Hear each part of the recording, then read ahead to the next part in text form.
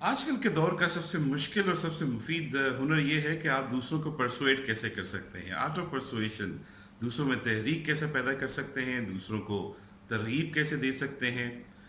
और आज का सवाल भी यही था कि दूसरों के माइंडसेट को हम कैसे बदल सकते हैं। तो सबसे पहले मरहले पे जी, उनके नुक्ता नज़र या उनकी सोच को अपनी नज़र से देखिए और उसके साथ मुताबिकत पैदा करने की कोशिश कीजिए। दूसरे मरहले पे उसको इवेलुएट कीजिए, जांचिए।